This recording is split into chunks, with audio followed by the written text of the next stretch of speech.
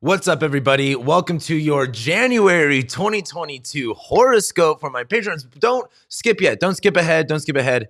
I had something to say. That's one of the big things is, for one, I'm super excited to do like the first 2022 horoscope. It kind of just hit me that we're actually talking about the new year and that you guys are like probably getting ready for all these new adventures and all these new exciting things with Jupiter and Pisces.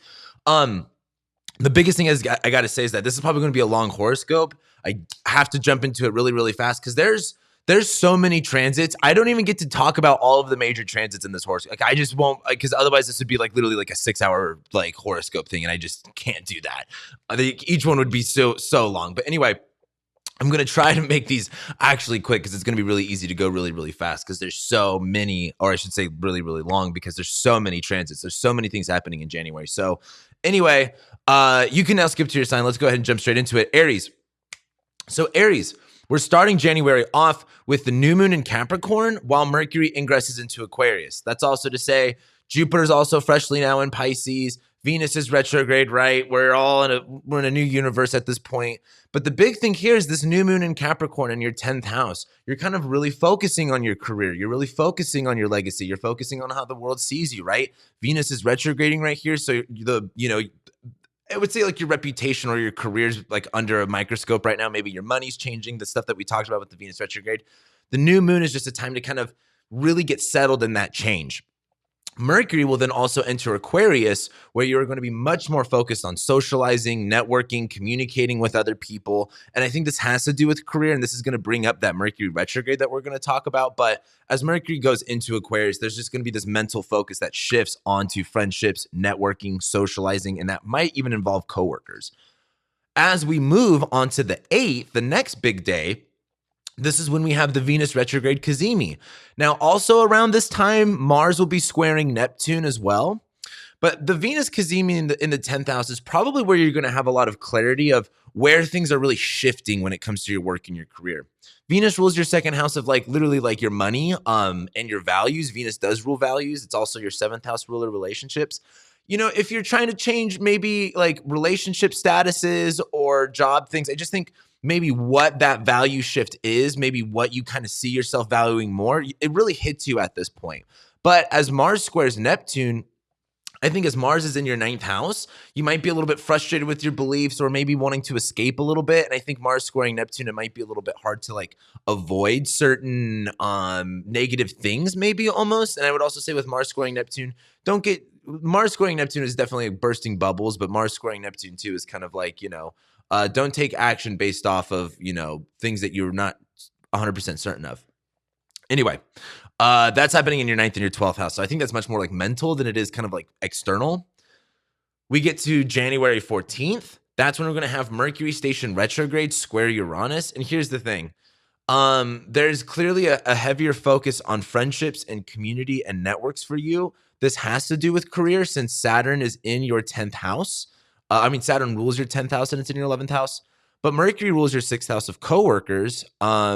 It's in your 11th house of friends. It's squaring Uranus in your 2nd house of money and possessions. The way that I would interpret this is like, for one, a miscommunication with a friendship, but it's probably going to be over either money or a possession, whether someone borrows something from you or you borrow something from someone else, or maybe you're like working with friends. Maybe you're working with an individual.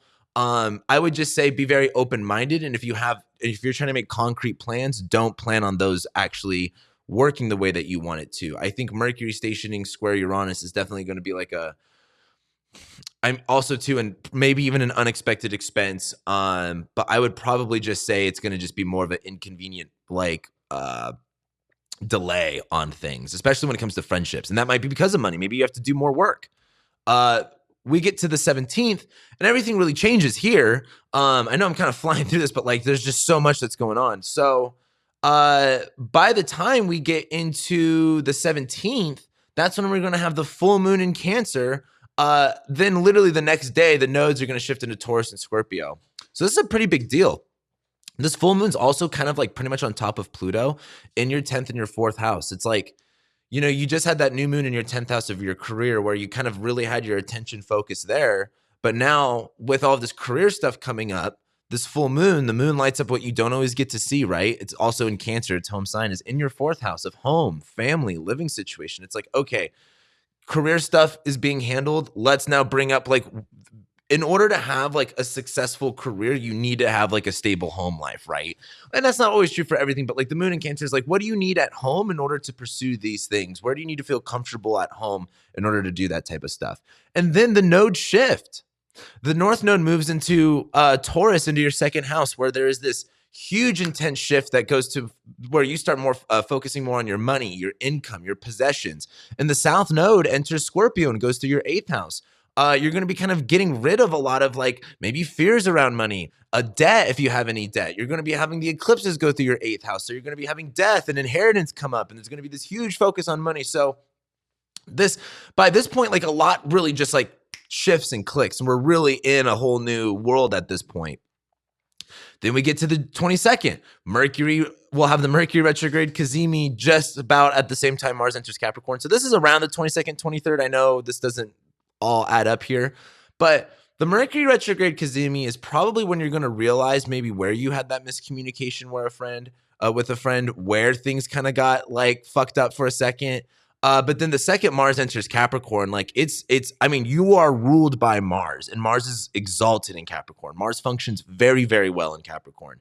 Sure, maybe you're a day chart and Mars is bad, but with Mars and Venus and then Mercury eventually coming back into Capricorn too, like you're going to start really ramping up this career area where you've already had this kind of transformation and this change. It's kind of like quick change of the game, like quick change of the setup, and then you're going to kind of go even harder when it comes to the work and the career stuff. So that pretty much starts around this time when Mars enters Capricorn.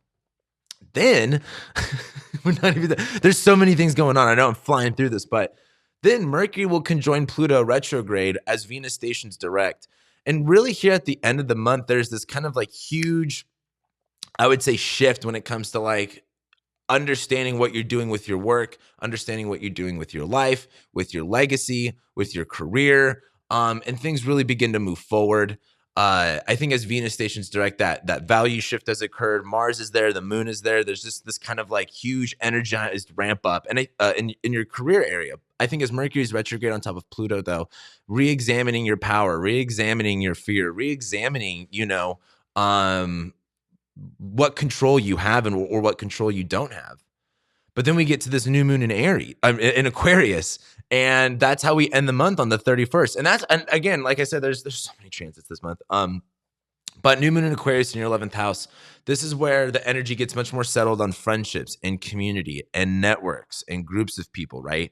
Mercury isn't direct yet. We're still dealing with that Mercury retrograde in Aquarius in your 11th house. So even though it's in your 10th house now, but this is where you get to start really focusing on like what needs to be taken care of with friends and your community and socializing, right? So it's a really jam-packed month. So, but that's what is going on for the Aquariuses. Let's go to, hold on. What do I want to do?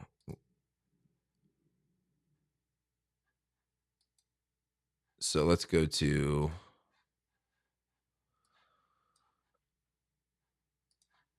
all right, now let's go to Taurus. Bruh, where's Taurus? There it is. All right, Taurus. So Taurus, pretty much we're starting the year off of January of 2022 with the new moon in Capricorn as Mercury is entering Capricorn. So the big thing with this is now that Venus is retrograde and this kind of huge value shift, I think when it comes to your beliefs and what you understand about the world and your experiences, like that's already changing at this point, right? This new moon is just allowing you the kind of time and energy and space to really like focus on that area, to really go, like new moons are about kind of like leveling out the energy. So it's like, okay, this value change is occurring. Now you can put your attention and your focus on it right as we start the new year. And Mercury will ingress into Aquarius. Mercury is going to go into your 10th house of your career, public reputation, how the world sees you. So you'll be communicating and expressing more in this area. But what's important is now Mercury is in shadow and we're going to have a Mercury retrograde. So a lot of things are about to come up. Mercury rules your 2nd house of money and finances, and it's in your 10th house of career. So something with your money and your possessions and your career is about to come up too during this transit. We get to January 8th. On January 8th, that is where we have the Mercury retrograde Cazimi. And then like a day or two later, Mars was square Neptune. So it's around this time as well. But during this Venus retrograde Cazimi, this is where you kind of, for example, like the Venus retrograde Cazimi is where you kind of accept that you have a change of taste or a change of flavor, right? And Venus retrograde Cazimi in your ninth house, when it comes to spirituality, your higher education, your beliefs, there's this kind of like things really settling in at this point, things becoming very clear of what you're connected to. You're like, this is it. This is what we're doing. We're at that pivot point.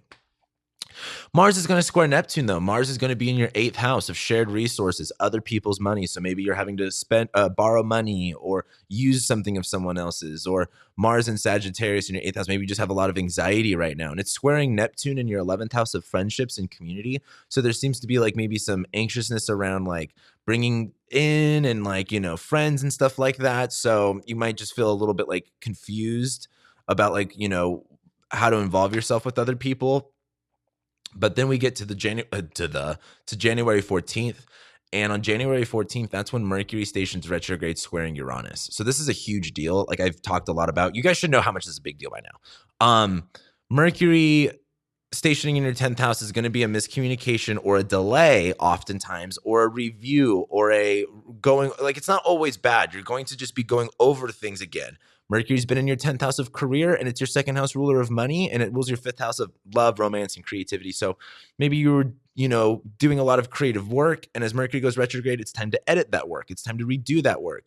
Mercury is stationing, squaring Uranus. So the big thing here is that it's going to be an accident, right? Uranus rules ups and downs and things that you don't expect. So I'm assuming, Mercury in Aquarius squaring Uranus, you might accidentally delete your PDF before you actually do a keynote lecture, right? Just expect, back up your files, do shit like that, because this one's going to kind of throw you in for a doozy. But just kind of expect the unexpected and things to be very kind of like Uranus is in your first house. I mean, you might say something that's kind of off hook. Something might change up in your career really randomly or how the world sees you. But anyway, we get to January 17th. And this is, so many things have changed by now, especially, and this is really where we're in a completely different world. Because we get this full moon in Cancer, pretty much on Pluto, right? And like, as Venus is retrograded in your ninth house, and there was this new moon in your ninth house, right? You were focusing on your spirituality, your beliefs, your worldview. And now this full moon in Cancer is kind of like, okay, use it now. Like the moon's joys in the third house. The ninth house is the house of God, and the third house is the house of the goddess. This ninth house is very meta. The third house is very like physical, or the ninth house is like about the spirit versus the third house is more about like, the body.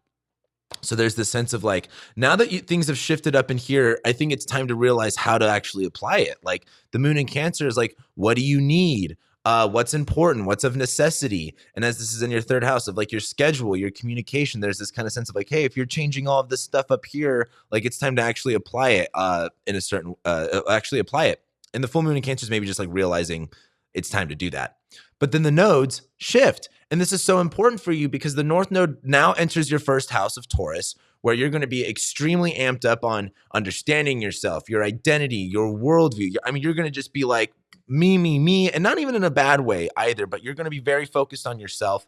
And then the South Node's going to enter your 7th house. It's time to drain relationships. And that, for example, like let's say you're in a marriage and everything's fine. The South Node going through your 7th house could just be like, less attention on your partner and more about you. It's not really about relationships right now. But the South Node going through Scorpio is definitely going to be this drain of like things in relationships. Scorpio rules your 7th house. You're so intense and, you're such a peaceful Taurus rising, but in Scorpio 7th house, you're so intense in relationships. There's something about that you're kind of getting over or letting go of, so to say, starting here.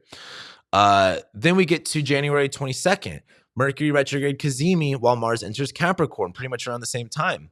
This is when a lot of clarity about like, the money stuff, the miscommunication stuff at work, just a lot of clarity. But then Mars enters Capricorn. And I think that's going to be probably the bigger shift for everything because Mars is going to become exalted. I think this also puts a picture on relationships. But as Mars goes into your 9th house, this is both kind of like shaking your fist at God energy, like being very frustrated, but also like Venus has been retrograding here. I think it's time to really like, take action, right? Like if you're just starting school, like, yeah, you're going to start school. If you're just starting, if you're going traveling, like, yeah, it's not going to be easy. Like you got a lot of work to do. Mars going through Capricorn is like, it's going to be pretty intense here for a minute. Like whether that's doing a lot of spiritual work, doing a lot of traveling, doing a lot of school work, stuff like that. Then we get to January 29th and we get to about the end of the year. And this is when Mercury will be retrograde conjoining Pluto. So Mercury comes back into Capricorn. And it's retrograde conjoining Pluto, where I think this is reevaluating your relationship to power, reevaluating your understanding of fear, especially when it comes to power structures with religion, ninth house stuff. Whether that's Pluto in your ninth house could be like literally universities, religious structures, that kind of big stuff. And Mercury retrograde over Pluto is maybe kind of reevaluating the way that you see this, right? The way that you kind of understand this area. Venus is now direct too. This is the big thing. It's like you have completely shifted how you kind of see the world and your understanding of how you operate within it. And now it's time to and Mercury's retrograde on Pluto, you're like, why was I tripping in the first place? You're going to feel very motivated to go fast at this point. And then that leads us to the 31st, where we have the new moon in Aquarius in your 10th house of career and public reputation, where it's really like now all of your energy can get really focused on here and you can kind of settle in, clear anything out and kind of, again, bring all of your attention and focus to here. So that's really what January looks like for the the Taurus risings. Let's go ahead and jump into Gemini. Whoops.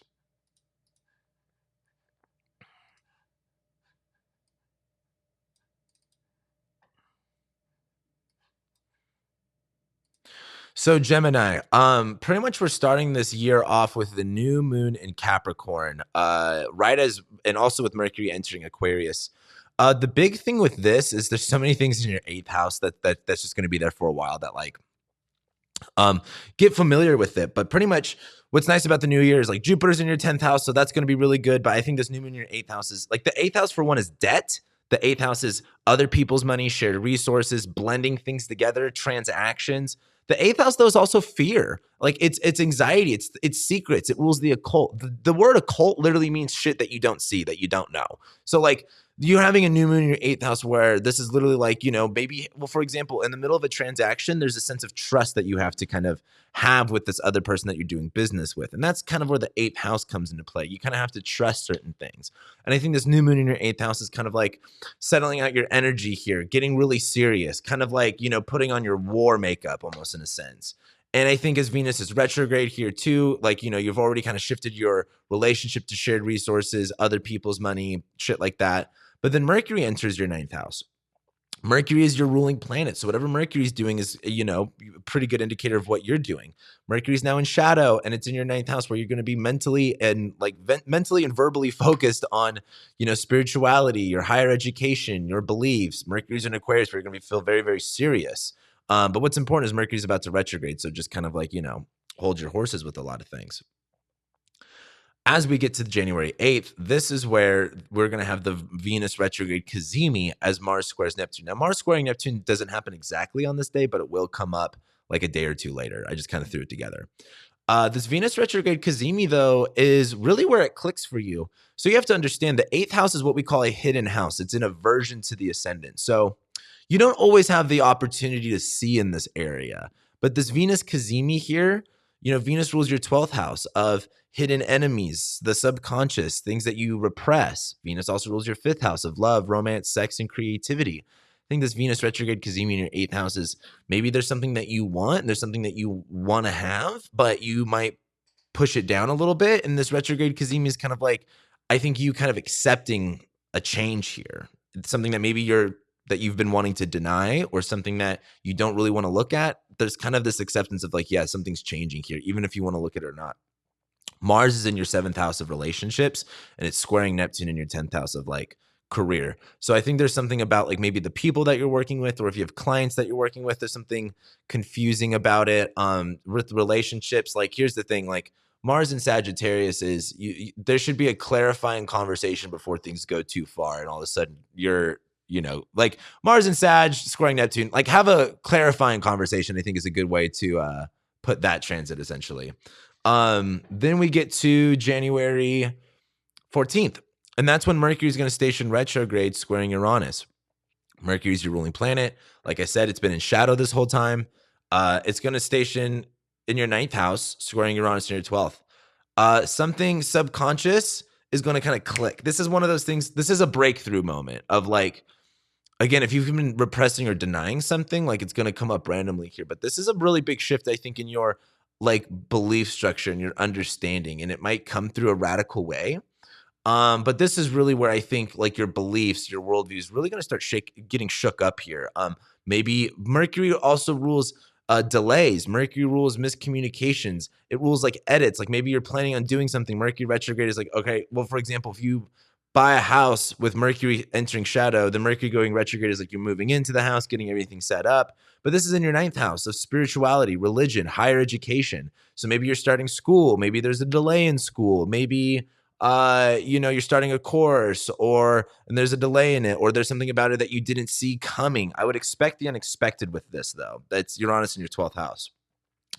Then we get to the 17th and everything. I mean, we're super moving on to a whole new chapter of everything at this point because we have the full moon in Cancer. It's also on top of Pluto, so that's pretty intense, and it's in your 8th house. But, if we just had this new moon in your 8th house, which is taking care of your shared resources, your debt, or maybe money that you owe, this full moon in Cancer is in your 2nd house of like, what do you need? The 2nd house is about money, finances, resources, possessions. The moon rules, emotions, necessity, right? What's going to make us feel comfortable and safe. And it's being fully lit up in your 2nd house of like, you need to make some money. You need to have some possessions. And I think as Jupiter's in your 10th house of career and you've got all this good career stuff going on, I just think maybe this 8th house is like, once you get your kind of shit together, you're probably making some more money. You're probably feeling good at this point. And also though, the node shift. And this is what's really interesting is the North Node now enters Taurus into your 12th house, where there's going to be this you're going to be really incentivized to be very like reclusive. The 12th house rules isolation, alienation, the subconscious, hidden enemies. And the North Node going to the 12th house could bring up a lot of anxieties and fears, but there's also this part of it that's like you're just going to like want to spend time by yourself and maybe like work on your own mental health and stuff like that. And the South Node's going to enter your 6th house in Scorpio. Bad habits you're going to get rid of. Like the South Node is a drain. The South Node is like getting rid of shit. It's going to enter your 6th house of habits, day-to-day activities, health, work. It's in Scorpio, like shit that's been holding you back, that you've been stuck in, that you feel like you can't let go of. It's time to get rid of that. But in order to get rid of that, you kind of have to go up here and kind of do some inner work. And I think that's what this full moon with the node switching really kind of represents for you guys. Then we get to January 22nd. Then we have the Mercury retrograde Cazimi. The understanding of what's kind of changing for you spiritually and mentally, that kind of really hits at this point. And that's also gets kind of doubled with Mars entering Capricorn, where Mars going into your 8th house. That's just a problem just in general. The 8th house rules, again, anxiety, shared resources, change. Mars is like exalted in Capricorn. So there's this like good thing about it, but like Mars also separates, cuts, and inflammates your 8th house. So like Mercury is also going to go back into your 8th house. There's this sense of maybe like, as Mars kind of ingresses into your 8th house, maybe utilizing, like, for example, like Venus retrograding in your 8th house, that new moon in your 8th house is like paying off debt. And then Mars going into Capricorn is like leveraging that debt right back again. So Mars going into Capricorn could just be like, having to take care of things, having to spend much more time doing things that you're uncomfortable with. But Mars will be in Capricorn. It's going to be like all about business at this point. Like that's what the 8th house is in Capricorn. Like, you know what I mean? It's like you have to not take it personally, just be about the business part of it. Then we get to January 29th and we get to the end of this month essentially. And Mercury's going to conjoin Pluto as its retrograde, right as Venus stations direct. So now that Venus is direct in your 8th house, and again, your relationship to like how you handle transactions and trust and other people's money and stuff like that, you're starting to move forward. Things are starting to feel a little bit better. You have Mars there. But Mercury retrograde on top of Pluto, re-examining your relationship to fear. What's different now? How do you actually see this area of your life? What did you expect? What did you not expect? I think there's a lot of realizing maybe what was really big that you made bigger in your head, and also maybe what was actually, really big that you made like smaller in your head. And then we get to the 31st and we have this new moon in Aquarius where now, Mercury's still retrograde, but this will be like really resetting the intentions, clearing up the energy in your ninth house of spirituality, religion, far distance travel, higher education, where it's like, all right, now you get to really focus on this area, and really clear out. Like again, it's like giving your all of your attention and focus to this one area for just another minute. And that's pretty much how we end January for the Gemini risings. Let's go into the Cancer risings. Where are you at? There we go. All right, Cancer, let's pause. All right, so Cancer, pretty much we're starting January off with the new moon in Capricorn, while Mercury ingresses into Aquarius. The big thing here is Venus is now retrograding in your 7th house of relationships. I'm sure you're very aware of that by this point. I just think the new moon in Capricorn actually gives you that time and space to really like mentally focus on this area and say, all right, where do I need to level the energy out? Where do I need to clear things out? And, really bring my time and attention to this. Mercury also ingresses into your 8th house, where Mercury rules your 12th house of hidden enemies, shared secrets, repressed parts of yourself. And Mercury also rules your 3rd house of short distance traveling, communication, siblings, extended family members. As Mercury enters your 8th house, it's getting ready to retrograde, which is super, super important that you know that. Mercury is now in shadow, but as Mercury ingresses into your 8th house, there's going to be this more mental focus of, like, here's the thing. The 8th house is going to rule things like anxiety. It's going to rule things like shared resources, death, other people's money. So I think your mind's going to be much more focused on this area, but there's going to be this kind of anxious feeling about things, especially when it comes to transactions, trusting people, blending things together, communicating things. It's just going to be kind of a heavy energy just in general. So I don't expect it to be very fun. But then we get to the Venus retrograde Cazimi on the 8th. That's when also Mars will be squaring Neptune as well. The big thing here is once Venus actually goes in between the sun and the earth, this is when that click hits, right? Venus rules your 4th house of home, family, living situation. And it's in your 7th house of relationships. Maybe a relationship to a parent changes, and maybe you've been, changing the way that you engage. This is when that clarity of like your values are like, this is that when that clarity hits of like you have shifted as far as your values go. Same thing with friendships, your 11th house of friends. People that you network with, people that you commune with, like Venus retrograding in the 7th house, like the way that you interact with people, the way that you engage with people and what you value about them, especially on a friendship level, is also changing. It just kind of clicks at this point. Mars squares Neptune like a day or two later, but it's really like on this, like I just put it together. Mars is in your 6th house of health, day-to-day activities, work. And as it's squaring like Neptune in your 9th house, it might be a little bit hard to kind of like get the exact image that, like, I feel like Mars in your 6th house is like you're kind of going and going and going, but Mars squaring Neptune, it might be a little bit hard to like be exact about what it is that you're trying to achieve. Like, but it'll be really good for creativity if that makes sense. I would just assume Mars squaring Neptune is like, don't gaslight yourself into like, well, you also like Mars might in your 6th house might be like health issues, but like Neptune in your 9th house is like, don't start Googling shit. That's one way this would look. Anyway, we get to January 14th, and that's when Mercury stations retrograde, squaring Uranus. This is when all that upheaval shit comes up. Mercury's in your 8th house of death. It's squaring Uranus in your 11th house of friends. So this could be a very unexpected event with a friend, an unexpected fight or miscommunication with a friend, or even with a sibling, even with a neighbor. I don't know how this is going to look, but I would assume Mercury stationing in your, also too, if you're borrowing something from someone, you might break it. Maybe someone's borrowing something from you. They might break it. You might have to get over that. Just expect like friendships and like a little bit of tension when it comes to communication, but you're not really going to see it coming. So you kind of just have to like be a little open-minded and not really worry about it, because it's not like it's in the 8th house and it rules your 12th house. So it's not really going to be really obvious where it's coming from anyway. But I would assume maybe breaking something or like having to spend money on something. So make sure you're saving some money at this point too. Then we get to the January. This is where everything really changes. We get to this full moon in Cancer.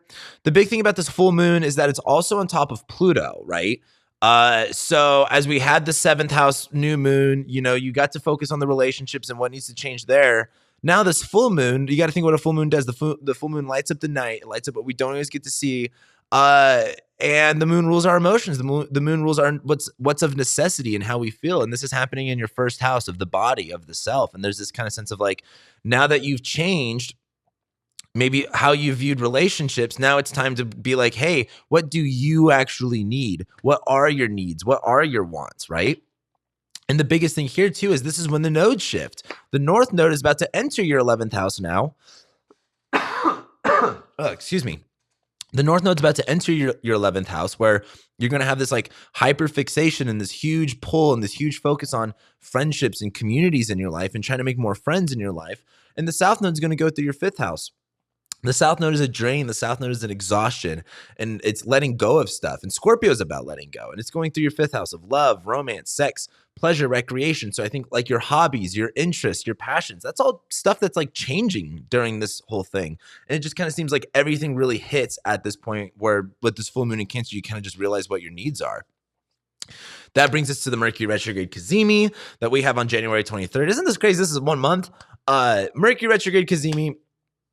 That 8th house shit, death, shared resources, other people's money, maybe because Mercury rules your 12th house of things that you didn't see, and it's in your 8th house of things that you didn't see. I think there's a lot of clarity of like, maybe if you, I don't know, owe someone money or need to take care of, like oh gosh, excuse me. I'm not sure how it's going to look. Saturn's in your 8th house too. So this could be literally about like a death of someone. But this is when you kind of have that clarity of like, oh, what you kind of have to change your plans with, what you kind of have to shift your focus on. But then the thing here is Mars goes into Capricorn as well, like I think the next day, where this is just going to energize your 7th house for better or for worse. Because like Mars inflammates, Mars brings fights and conflicts. So you could be having more fights and conflicts with relationships at this point. But Mars also energizes, and it's going to be exalted in Capricorn. So maybe at this point, as you're shifting your values and relationships, as Mars enters Capricorn, it's like, okay, now that you have this new plan and this new way of operating, now it's time to like really put it to the use, put it to work.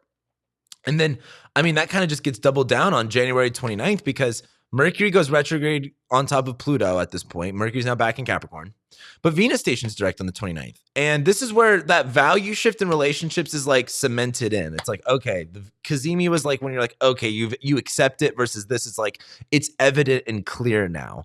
Mercury being retrograde on Pluto, though, is I think with Pluto in your 7th house, Pluto being about power and fear, and it's in your 7th house of relationships. I'm sure we could talk about all that all day long, but I think Mercury retrograde on top of Pluto is just re-examining your relationship to fear. Are you afraid of communicating? Are you afraid of like what is it? Like, what is overwhelmingly powerful for you, both in a negative and a positive sense? And I think Mercury retrograde on top of Pluto is just like maybe now that you've done things differently, things aren't as scary at this point. And that leads us to the new moon in Aquarius, where, this is a new moon in your 8th house of shared resources, other people's money, change. And this is where it's like, okay, I feel like you've really accepted that there's this kind of change moment right now. Like this isn't, I wouldn't call it a low point, but this is definitely like you're moving on from certain things here. And I think this gets now that the 7th house stuff is like working itself out, now you get to bring your attention and focus to money that you owe, other people's money, helping other people out, other people helping you out, whatever it is, all 8th house related stuff. So that's January for the Cancer risings. Let's go ahead and go into the Leo risings now. Whoops. Where's the Leo? There we go. So Leo risings. We start this year off with the new moon in Capricorn and Mercury ingressing into Aquarius right on the 2nd. So this new moon in Capricorn, the biggest thing is Venus is already retrograde at this point, right? And so you're already in this change with your employment, your day-to-day activities, your schedule, your habits, your health, especially related to work and your schedule, maybe doing more short distance traveling stuff. While all of that's going on, this new moon kind of just allows you the time and energy to really like gather your attention and really focus on this area of, this is your 6th house, like getting your schedule together, getting your routine together, getting your shit together, really. And then Mercury enters Aquarius also around this time. As Mercury ingresses into Aquarius, it's in shadow, right? Like we're going to have a Mercury retrograde. Things are going to get brought back up again, but Mercury's going into your 7th house of relationships, other individuals. That could mean a plethora of different things, right? It's not just about romantic relationships, but it will involve typically romantic relationships most of the time. As Mercury goes into your 7th house, you're just more mentally going to be more focused on relationships, communicating more. But as Mercury enters shadow, there's like something that's building up. We'll talk about that, but I just think your mind's going to be much more focused on other individuals in your life, working with someone, maybe communicating with a specific individual. Then we get to January 8th and that Venus retrograde Cazimi. At this point, it's like the Venus retrograde is like, okay, the change is starting, versus the Venus retrograde is like, okay, now you've kind of accepted that change. What, like your title change, your career change, your schedule change, your health and habit change. Like this is where it's like, you know, if you started something on December 19th, this is where you're kind of like accepting that things are now different and that, you know, your values are a little bit different, especially with your schedule and your work. Mars is squaring Neptune at this point too, which is interesting because I think Mars being in your fifth house, the fifth house, love, romance, sex, recreation. That's the word I want to say. As Mars is in Sag there, maybe you're being very adventurous and fun and explorative here, but it's squaring Neptune in your eighth. I just don't think you're going to find like maybe what you want. Like Mars in your fifth house is like trying to have fun, but then it's squaring Neptune in your eighth where like that what you wanted was a little bit more hyped up than you thought it was supposed to be, and you actually didn't have that fun anyway. So, you know, you might be a little bit disappointed with that. But then we get to January 14th, and that's where Mercury stations retrograde squaring Uranus. And the big thing here is, you know, Venus rules your 10th house of career, and it's in the middle of a retrograde in your 6th house of work.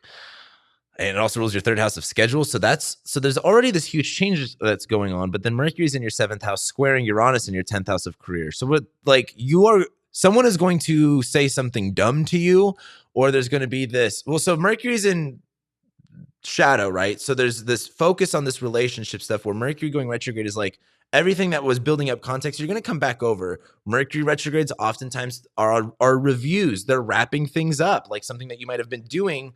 And like, for example, if you're working on a project, Mercury retrograde is like, all right, you worked on this project, time to edit it, time to kind of go through it again. This would be that way with relationships, but it's squaring Uranus in your 10th house. There's going to be some random, sudden breakthrough thing that kind of randomly occurs with relationships on a big level for you, a very public way too. So kind of just expect it to hit you in the face almost in a sense, but it won't be necessarily bad.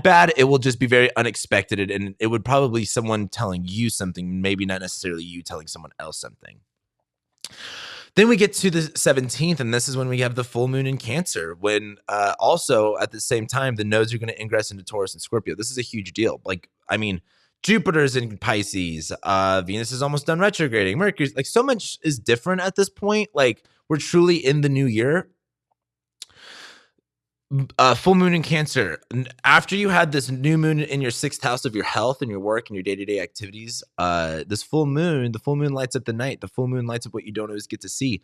And it's in your 12th house of the subconscious, hidden enemies, isolation, alienation, healing, retreat, reclusiveness. And I think this is a full moon in Cancer. I think maybe you need a little bit of time away to yourself. Now that there's this big change on your 6th house of your work, your habits, and your health, this full moon in your 12th house is like, what do you need mentally? Where do you need to kind of like, you know, get your shit together in an emotional way to where you can kind of handle all of this shit? And like after, like at the same time, the North Node is going to be ingressing into Taurus, into your 10th house of career, where you're going to be really hyper fixated on your label, your title, your career, what you're doing in this world. And the South Node is going to enter your 4th house of your home and your family and your living situation, where there's just going to be this drain, like the Scorpio 4th house, like that pain or like the things that you're holding on to. You're just going to be letting go of it and getting rid of it and not really all too interested in that anymore. And I think this full moon in your 12th house is kind of like things kind of clicking for you emotionally. So then we get to January 22nd. This is when we have the Mercury retrograde Cazimi. This is when the communication clarity happens within the relationships. Like if there's a miscommunication, if there's something that came up randomly, this is where maybe it gets a little bit addressed. There's a lot more clarity around the situation at this point. But then also Mars enters Capricorn, and Mars going into your 6th house is really, I mean, like Venus is getting ready to station direct. So you're kind of now really fully in this transition. But as Mars goes into your 6th house, it's work time. It's go time. You're going to go really, really hard. For better or for worse, like if you're a day chart and Mars is problematic, like, yeah, you might have some health issues. You might feel exhausted, like overworked. But if like you're a night chart, like, dude, it's time to get some fucking work done. Like it's time to go. And I think as Mars goes through Capricorn, I mean, you've really reevaluated your relationship to your work and your schedule at this point. Now it's time to start like extracting the value out of that and like really leveraging the changes that you've made at this point. So then that brings us to January 29th.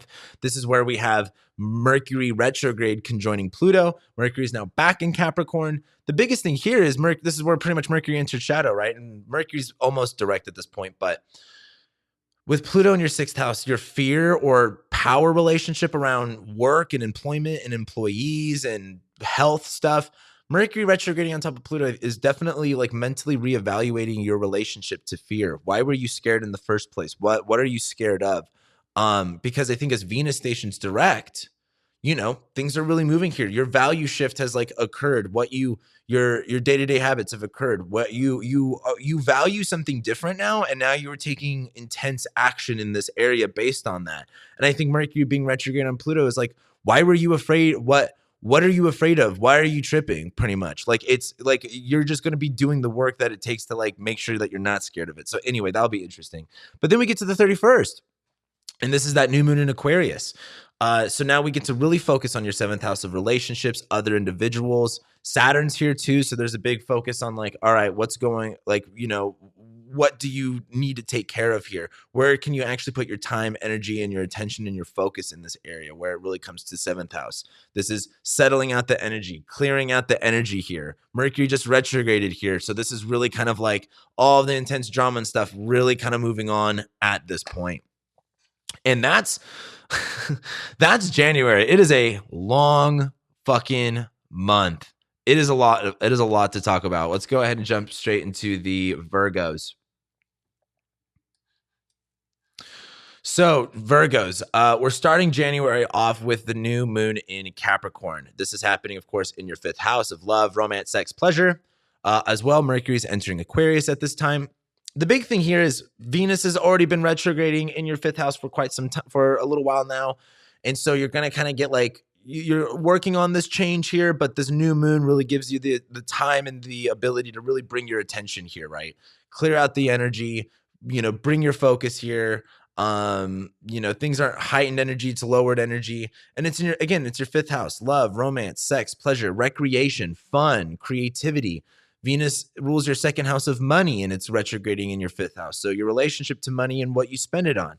Venus rules your ninth house of spirituality and religion, and it's retrograding in your fifth house. So maybe the way that you believe things and your beliefs about yourself are changing. This new moon just allows you that time and energy to focus on this area.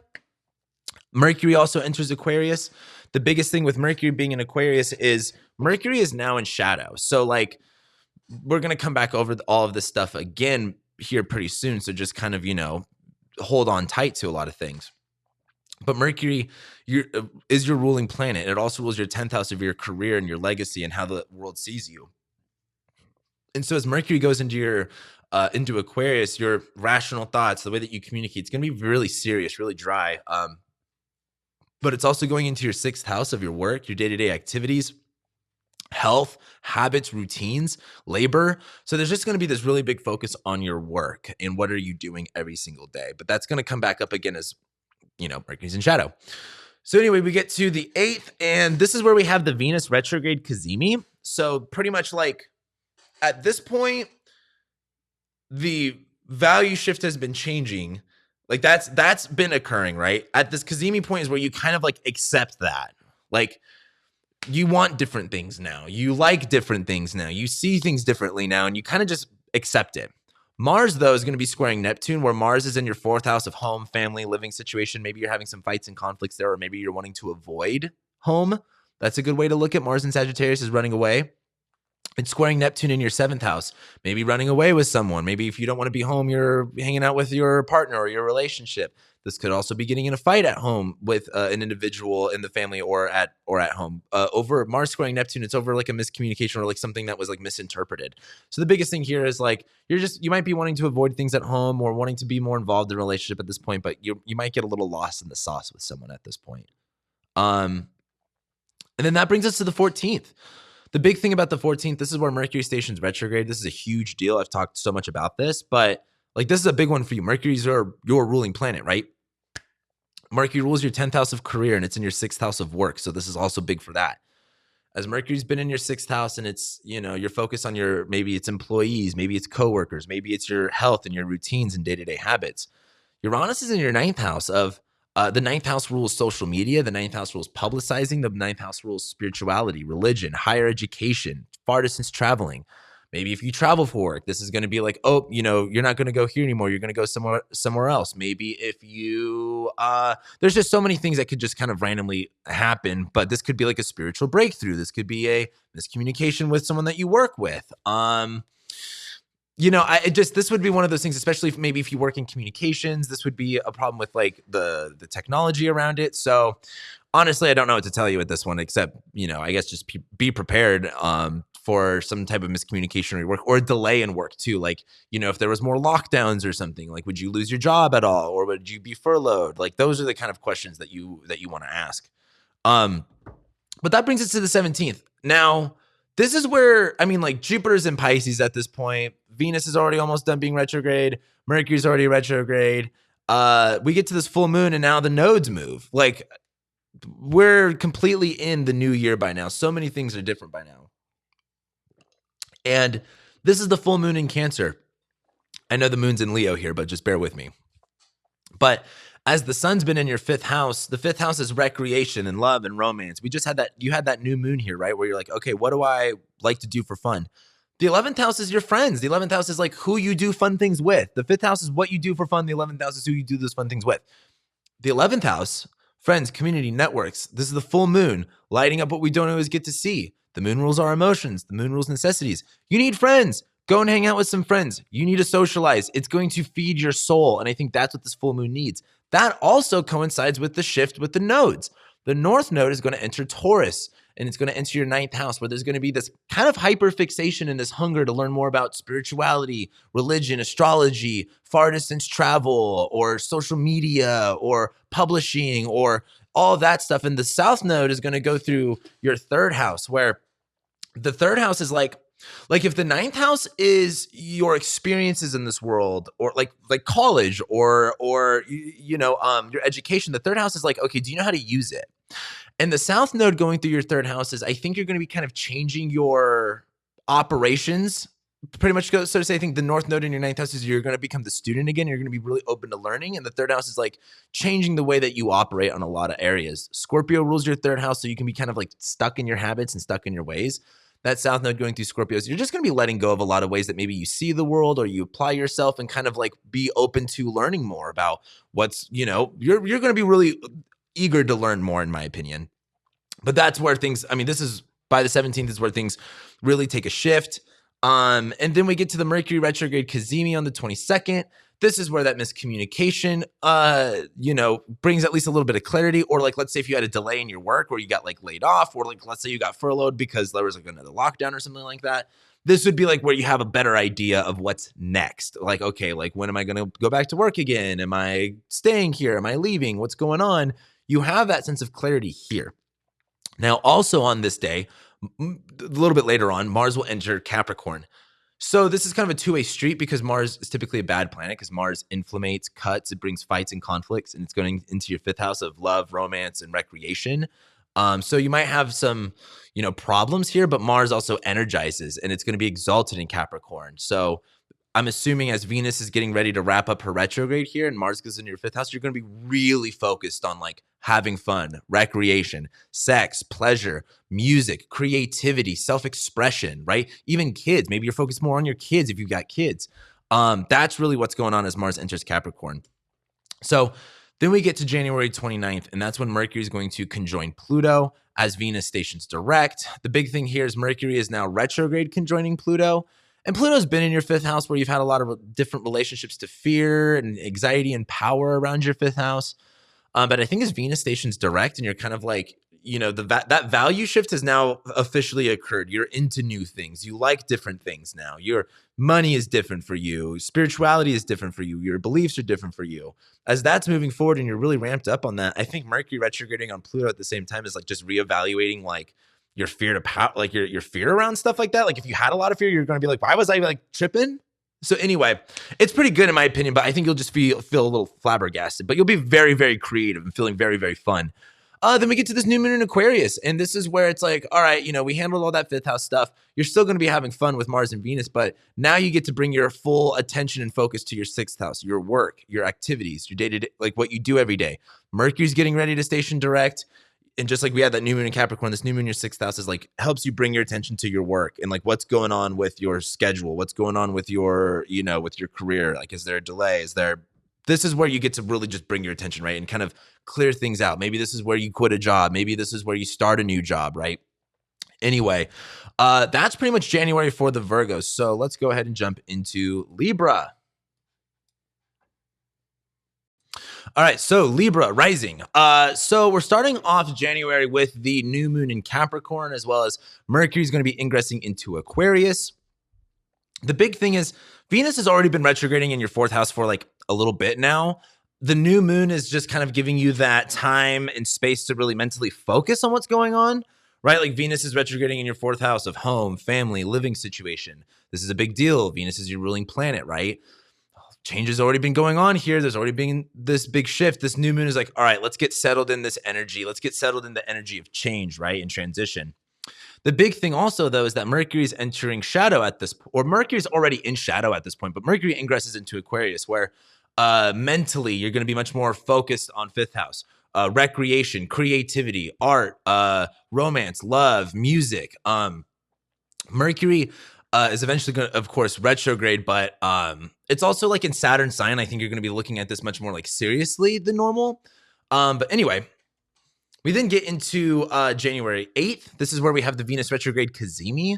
The big thing here is this is that point where like, okay, the change has already happened. You might have already initiated that change, or that shift has already been occurring in your fourth house of home and family. But that Cazimi moment is like, when it hits, where you kind of accept that things are changing, where that pivot really begins, where you kind of say, okay, things are shifting. This is where things are going now. This is where my values are starting to shift. This is what you know what I'm saying.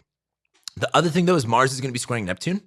And Mars is going to be in your third house of siblings, other short distance travel, family members, communication. So Mars could be causing some issues, some fights, and some conflicts here. And as it's scoring Neptune in your sixth house of like day-to-day activities and work and habits, there could be this kind of like Mars and Sag third house of like maybe you're wasting too much time traveling around, doing a bunch of things, or maybe you have some problems with short distance travel or some problems with some like siblings or neighbors or family members.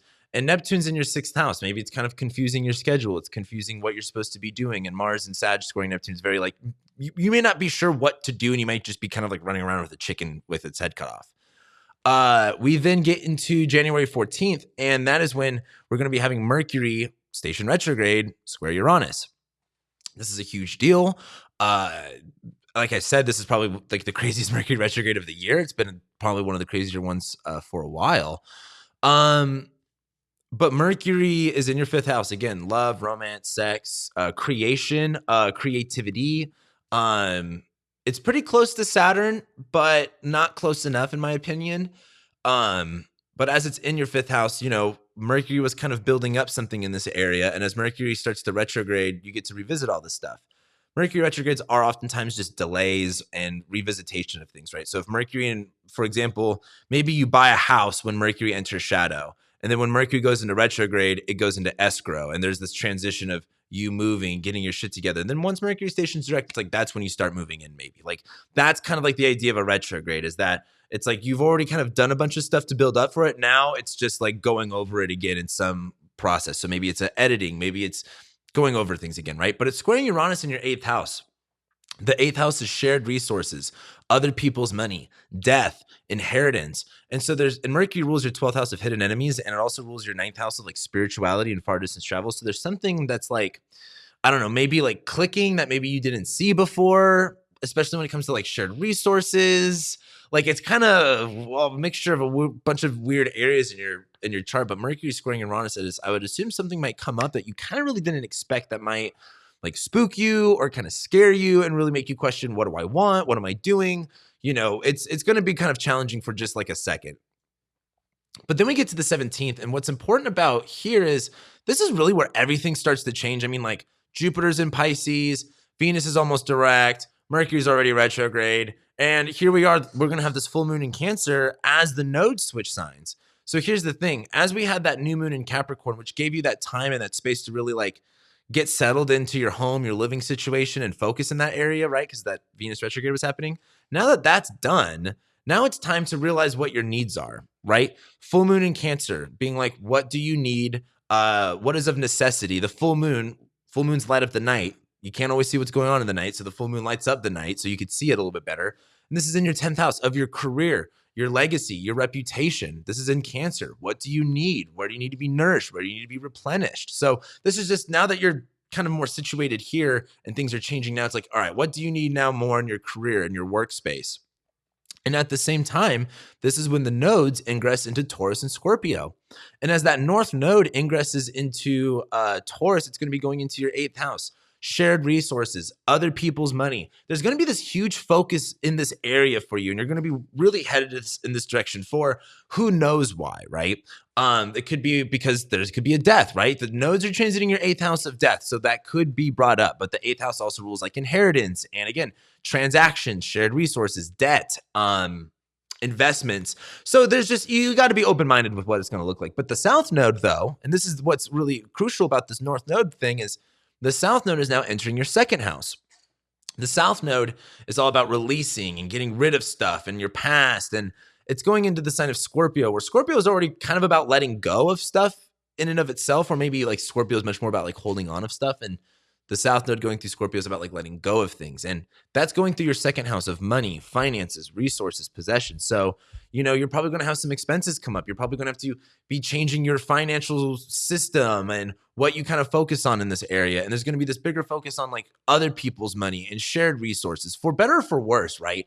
So again, because these are, it's not just like, oh, you lose money and you're more focused on other people's money. It's not that binary, right? You have to be really nuanced about how that's going to look. But then we get to January 22nd, and that's where we have that Mercury retrograde Cazimi. Mercury is retrograding in your 5th house, again, of creativity, love, romance, sex, children. This is where anything that was maybe confusing, or again, things that came up randomly, this is where that clarity hits, where you go, okay, this is what's happening in this area. This is what I feel clear about. This is what I believe. This is what I don't believe. This is what I'm not clear about. There's an understanding at this point, is a good way to put it.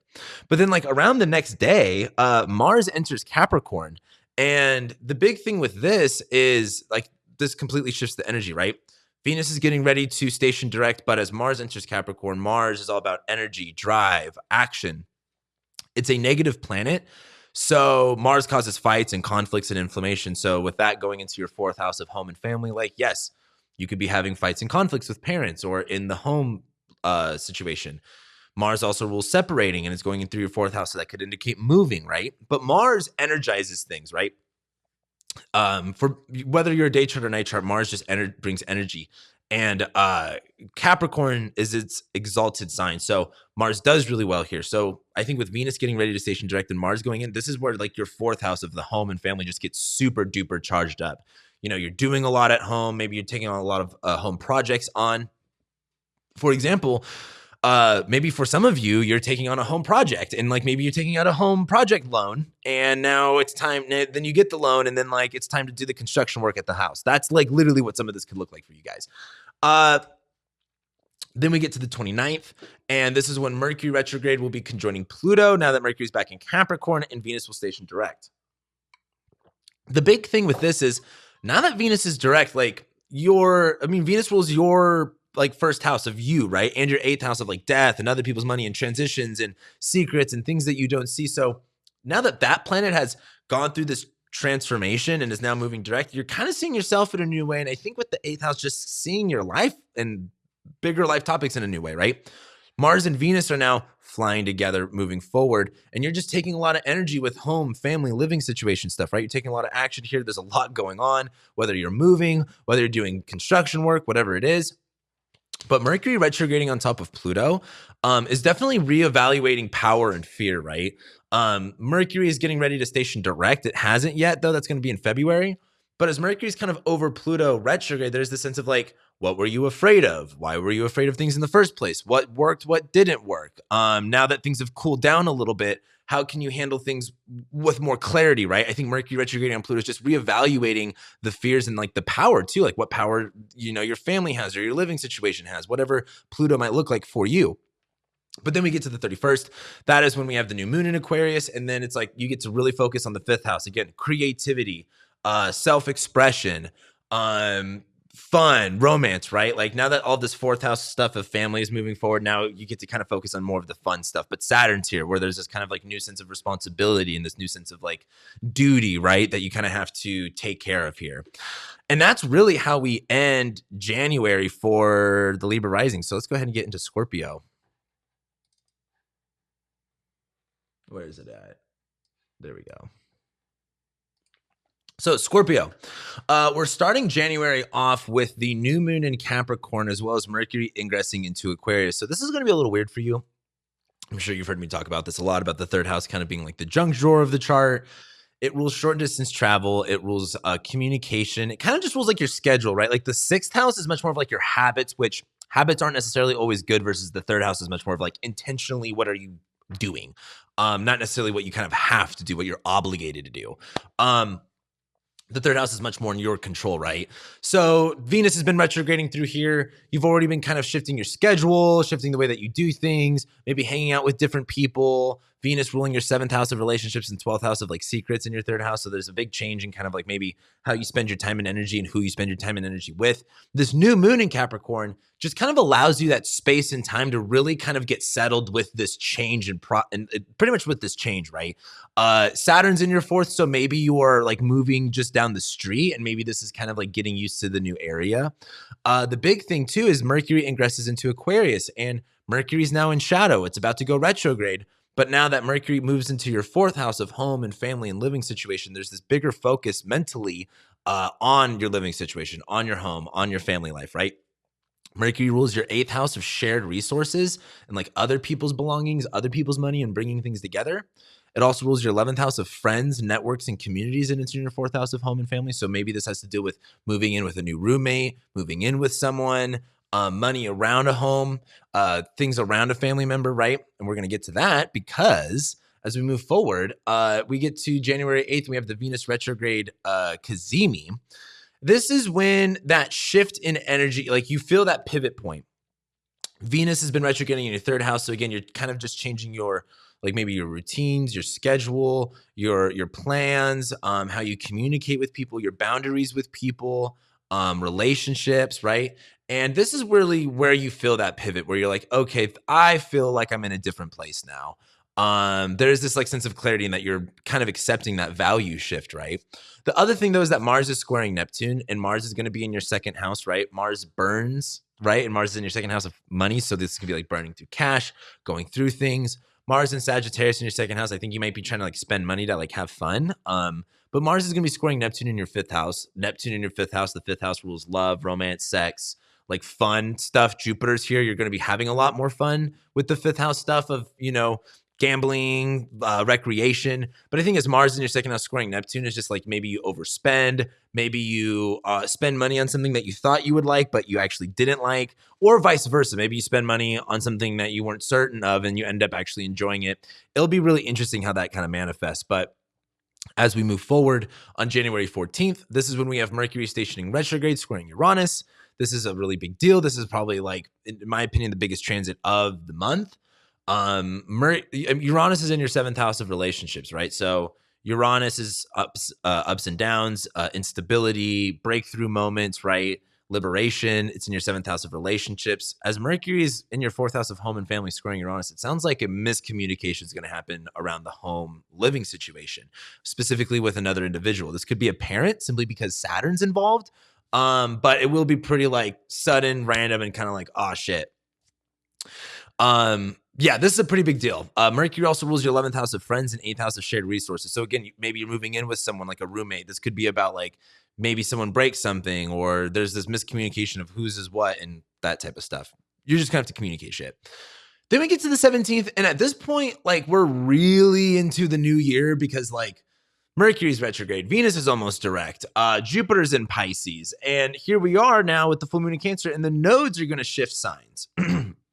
So now we get to this full moon in Cancer, right? Where that new moon in your third house. So here's the thing. If the ninth house is your spirituality, your higher education, what you know, the third house is how you use it. Like, if you know it, like, can you use it? Do you know how to apply it, right? So maybe that new moon in your third house, this Venus retrograde in your third house, is kind of like re-understanding how you apply what you know, right? That new moon in your third house kind of going like, okay, how do I actually, literally take action on what I know? Then we get to this full moon in Cancer in your ninth house. The full moon lights up the night. The full moon lights up what you don't always get to see. It's about feeling things. This is in Cancer. So it's about like what's of necessity. Where do you need to nurture yourself? Where do you need to take care of yourself, replenish yourself? This is in your ninth house of spirituality, higher education, beliefs, far distance travel. So there's this really big look at like, where do you want to go? What do you want to learn? Where do you want to, like, what's next for you? What do you need, right? And then the nodes move into Taurus and Scorpio. This is huge for you. For a lot, if you got a really late degree Scorpio rising, it's going to hit you like a lot. That south node going into your first house, like, if Scorpio is about like holding on to things and being super, super intense, that south node's about like letting go of shit, right? It's the south node's a drain. The south node's a purge, and it's going through your first house of your body, your self-image, what you look like. I just had the south node go through my first house. I look like a completely different person. And it was, I purged so much, and you're going to feel very exhausted. You're going to feel very drained. But the north node's going to go into Taurus, and it's going to go into your seventh house of relationships, of other people. And you're going to be super hyper fixated on relationships and other individuals in your life. And that will probably energize you more than just like yourself. And you will be kind of changing the way that you see yourself, maybe changing your looks in a lot of ways. But it's going to be through a purging process, not through like new year, new me kind of thing. Then we get to January 22nd.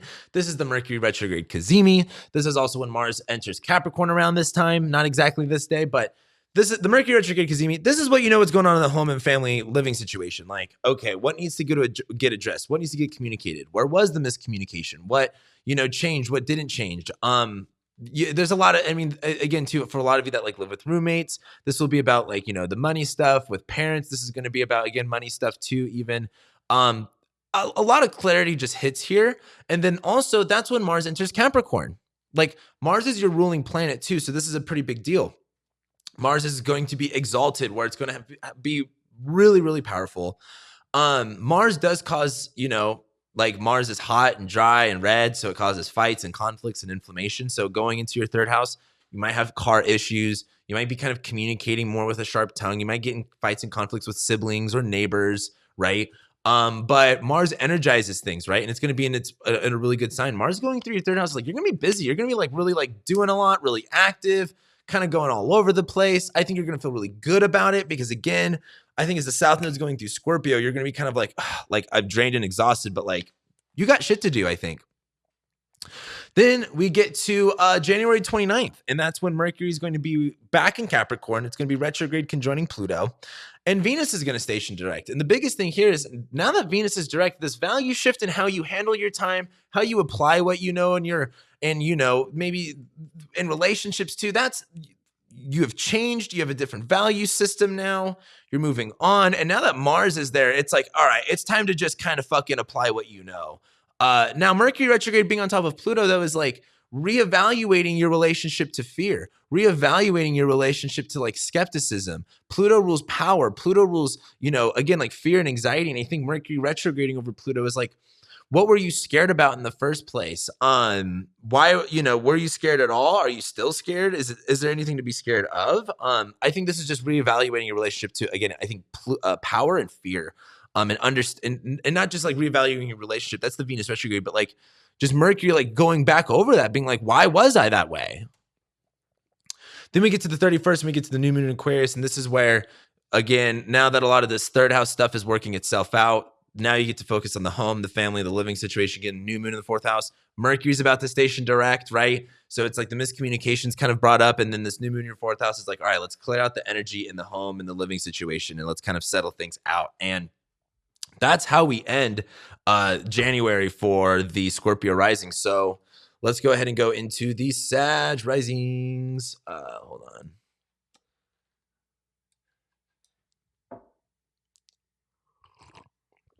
What is up, my fellow Sag risings? Let's go ahead and jump straight into it. January 2nd, we're starting the month off with the new moon in Capricorn, with Mercury also ingressing into Aquarius. Here's the thing. Venus is already retrograded in your second house at this point. So you're already changing, your job, your work, your relationship to money, right? That's already been going on. But as the new moon happens, this is much more of like this gives you the time and the energy to go, okay, what's going on with my money? Now that the new year has started and the holiday season is over, you're going to go like, okay, the new moon settles out the energy, right? It's like a lowering of the energy. It gives you the time and the focus or the time to really put your focus in one area. So your money, your finances, changing things, changing your relationship in this area. That's pretty much what's going on. And then Mercury ingresses into Aquarius. Mercury is also in shadow at this point, so it's going to be going retrograde. But as Mercury goes into your third house, this is going to be dealing with communication, rationale, thoughts. It's going into your third house of short distance travel, siblings, neighbors, communication, intentional routines. Like the sixth house is much more of your habits, like things that are kind of like that you kind of have to do or you're stuck doing, versus the third house is much more of like intentional, like what do you spend your time doing if you are in control of things. As Mercury goes into Aquarius, your mind just gets much more fixated on this area. And that's important because Mercury is going to retrograde. So just keep that in the back of your head. We get to the 8th, and this is where the Cazimi hits, the Venus retrograde Cazimi. What's important about this is where that value shift truly occurs. Like things have already, like you might have initiated some changes, but this is where that pivot takes place, right? Venus is at the heart of the sun. This is like your money, your job, your day-to-day activities, your health. Something about what you value and your possessions is changing during this time. And this is where that pivot occurs. This also coincides with Mars squaring Neptune around the same time, maybe a day or two later. But Mars is in your first house in Sagittarius, where you're just kind of going for better or for worse, right? Like Mars and Sag, you might be avoiding something, or maybe you're a little bit more frustrated than normal. But Neptune's in your fourth house, where Neptune is all about, again, like mysticism and illusion and fantasy. It's in your fourth house of home and family. And I think as Mars squares Neptune, there's this like conflict of like what you're doing and like your living situation stuff. Not that Jupiter's in your fourth house, so there's something good happening with the home and family, but Mars and Sag squaring Neptune and Pisces is like the direction that you're driving may not match up with, like where you're on the map may not match up to the destination that you're trying to head. So it's going to be really important to kind of like not go too much farther without planning ahead. Like Mars squaring Neptune is like, you need to plan ahead and not just wing everything. We get to the 14th. That is when Mercury will station retrograde, squaring Uranus. This is, again, one of the bigger deals of this whole year, but also this month, probably the biggest deal of this month. And, Mercury's been in shadow in your third house. So there's been something going on about your schedule, your routines, short distance travel, siblings, right? Extended family members. You've been communicating more in this area. There's been a focus in this area. It's stationing retrograde squaring Uranus. Uranus is in your sixth house of your work, your day-to-day activities, your labor, the things that you do, right? So there's some type of random sudden burst of miscommunication or, well, here's the thing. Mercury retrogrades aren't always bad.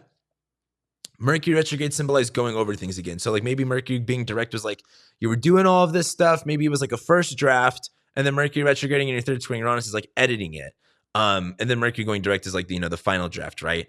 This would be like a very random, sudden, like revision of something, like being like, oh, we're going to plan to do this. But then like, oh, actually, hold on 1 second. We're going to revise this really quickly last second. But it's in your third house of like your schedule and communication, right? And work, right? I think a lot of this has to do with work because Mercury will enter shadow by going into your second house, or will enter shadow in your second house. Then we get to the 17th, and everything's so different by this point. Like, we're so into the new year. Jupiter's in Pisces, Mercury's retrograde, Venus is almost done, Mars is almost in Capricorn, and the node shift. We have this full moon in Cancer, where if that new moon in your second house was like, now that all that money changes stuff, now you're kind of like settled with the money stuff. 8th house, shared resources, debt, other people's money. If your money's good to go, this full moon, which the full moons light up the night, light up what you don't always get to see. You have to feel it, right? The full moon's in Cancer. Cancer's about nourishment. Cancer's about necessity. And it's in your 8th house of debt, other people's money, shared resources. Do you owe people money? Do you have to take care of some business? This is the time you kind of take care of that business. Realize what you got to realize what you feel, right? And at this point, the North Node enters your 6th house. That North Node in Taurus, you're going to be hyper fixated on your health, your day-to-day activities, your habits, and really getting a solid, like, secure foundation in this area. But the South Node is going to enter Scorpio and go into your 12th house. Like, the South Node is a purge. We just had the South Node go through our first house. We've like changed the way that we see ourselves and our worldviews and everything like that. And as the South Node goes into Scorpio, this is kind of like a letting go of stuff, of purging, and it's going into your 12th house. Like fears, phobias, hidden enemies, secrets. Like you're just gonna like be dumping a lot of the bullshit in the back of your head and being like, I don't need that. I need to be like on my routine. I need to be on my strict shit. And you'll be feeling like super, super good. This full moon in Cancer is just like, you just need to take care of yourself.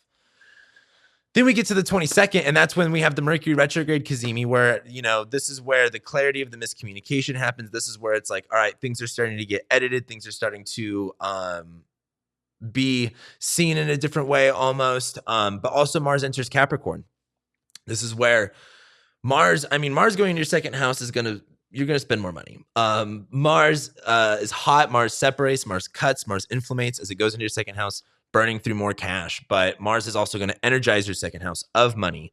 Now that Venus is stationing direct here, I think you're going to be utilizing your money more, spending more money, doing something more with your money at this point, as Mars really ingresses into Capricorn. But that leads us to the 29th, essentially. And what's big about the 29th is that this is when Mercury will go back into Capricorn and will be retrograde conjoining Pluto right as Venus stations direct. And I think as Mars and Venus are in your second house and you're moving forward with this new change to your money, you're probably spending it, using it more. I think Mercury retrograde on Pluto is reevaluating your relationship to power and fear. Pluto in your second house, scarcity issues with money, power and what influence money and possessions have over you. Mercury retrograding over Pluto is like, why were you tripping? Like, you're definitely going to be like really involved, but I think you're just going to be rethinking this whole area. Kind of maybe alleviating some anxieties, but I think also facing a lot of like truths, if that makes sense. Very powerful truths. And then we get to this 31st, and this is the new moon Aquarius. Now that Mercury retrograde is starting to wrap up, which it really doesn't wrap up until February.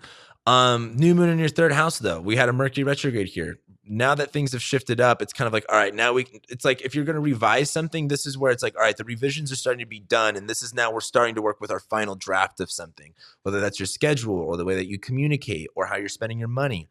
A lot of this has to do with like, business and work and stuff like that, as you could tell. But this is really where you go like, okay, let's kind of get this now situation. And now that all that money stuff and schedule stuff, all the chaos is sorted out, like the chaos will be sorted out at this point. You could start to kind of move forward with something new starting at around this point. And that's how we end January for the Sag risings.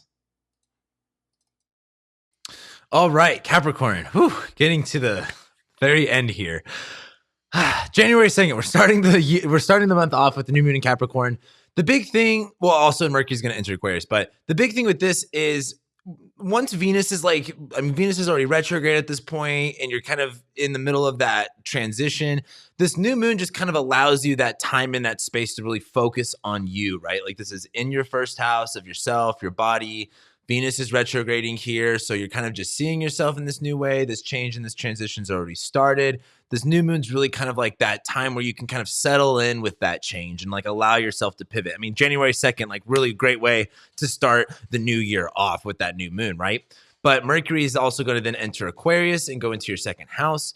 Like I said, Mercury is already in shadow at this point, but Mercury being about communication, your rationale, thoughts, intellect, all that stuff. It rules your ninth house of spirituality, astrology, religion, far distance travel, higher education, as well as sixth house of work, day-to-day routines, habits.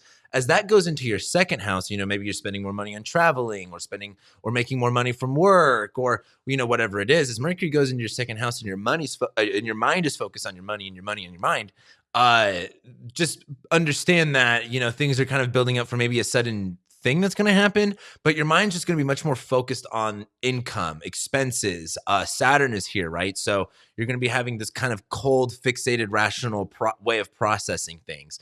The problem with that is you want to definitely be open to change because Mercury's going to station squaring Uranus. So I think if you're fixated in your ways or a certain way of doing things, you should be open-minded because you're going to have a surprise later on. As we get into the 8th, this is where we have the Venus retrograde Cazimi. Along with a couple days later, I think Mars squares Neptune.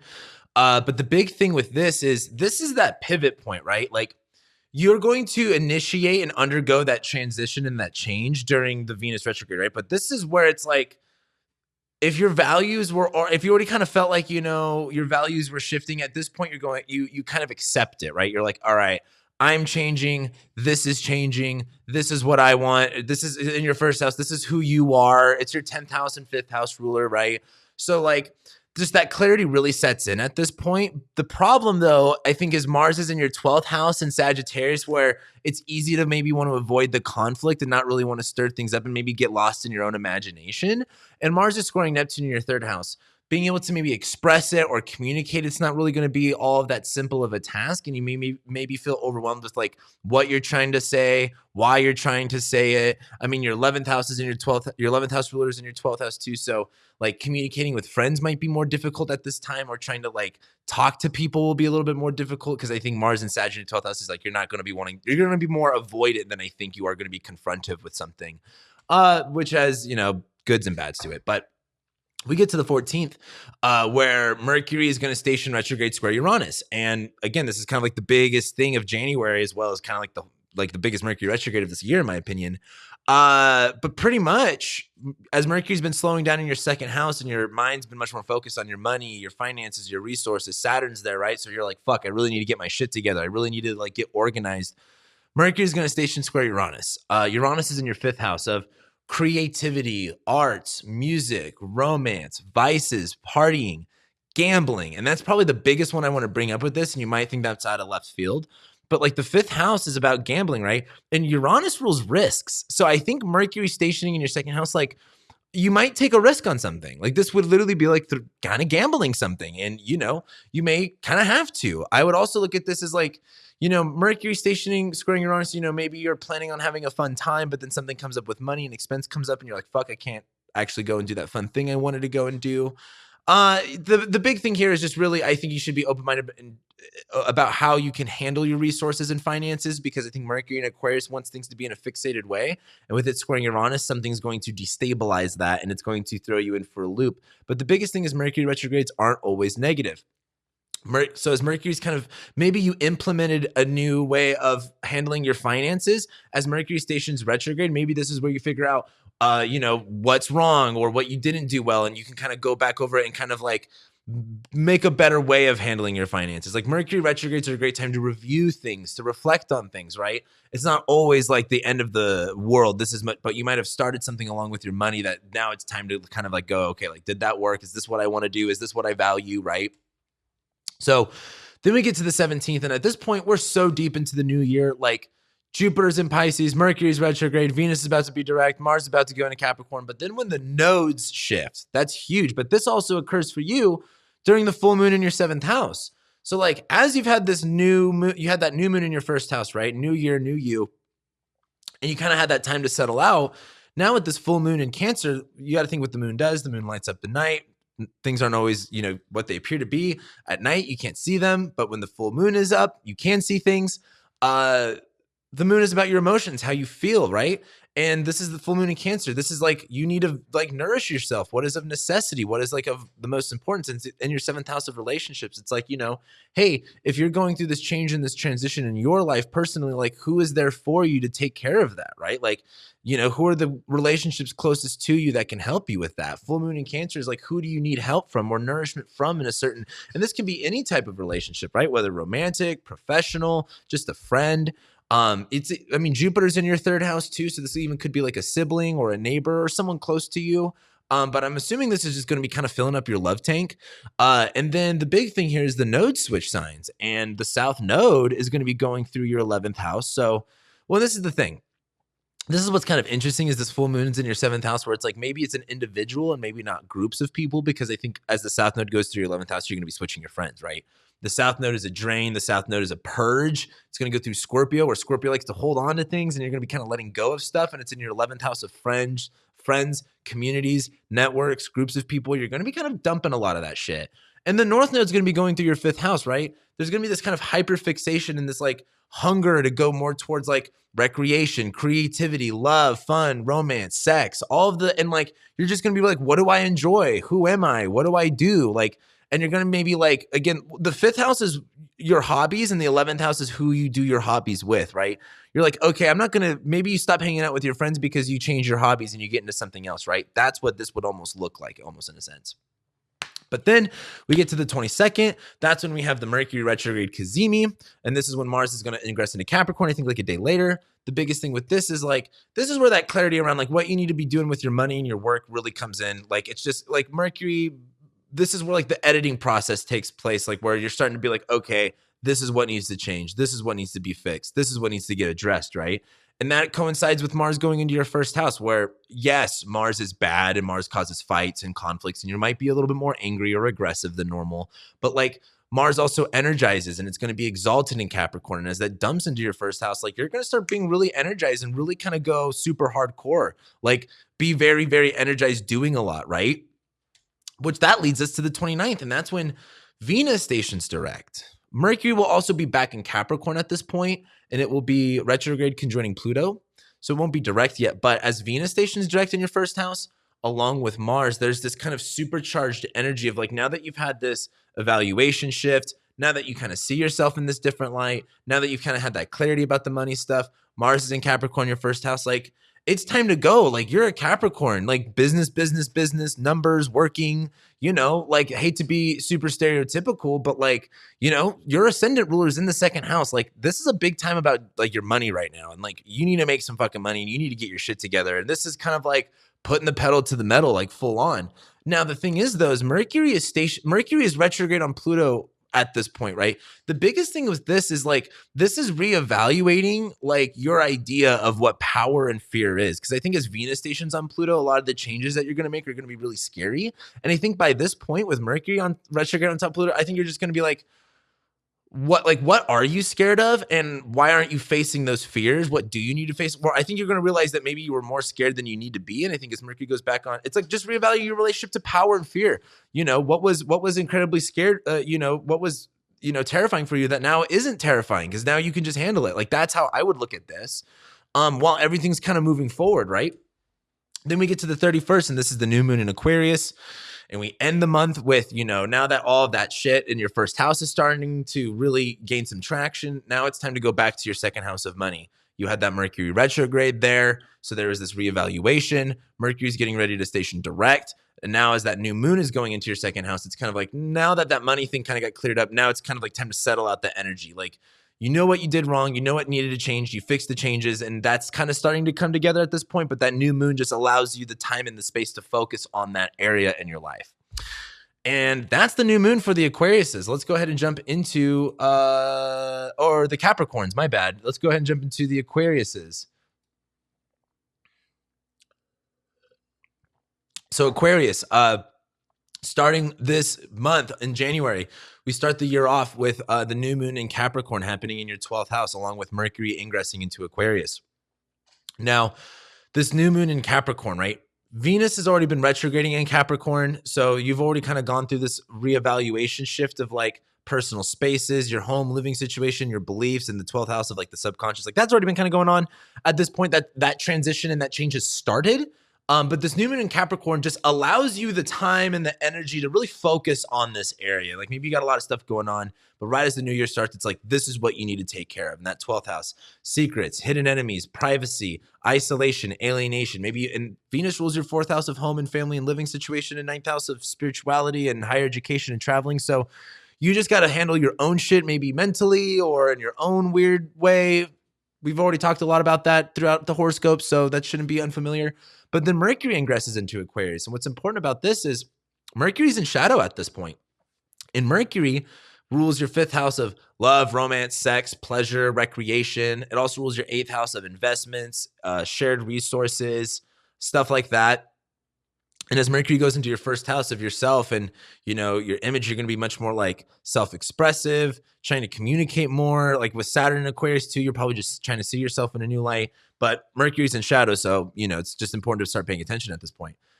January 8th, we get to that Venus Cazimi, Venus retrograde Cazimi, I should say. This is where, like, redefining your own personal spaces, and I think, Also, your fears around like your beliefs and stuff like that really change around this time, because that Venus Cazimi is kind of like that pivot point where you kind of start to really accept. You might have initiated a change, but this is where you start to accept that, where you're starting to like really like bake in it. Mars also squares Neptune though, where Mars is in your 11th house, where you might be getting in more conflicts with friends at this point. Mars and Sagittarius, maybe you're more avoidant of friendships or people, or maybe you're just kind of frustrated with where things are going.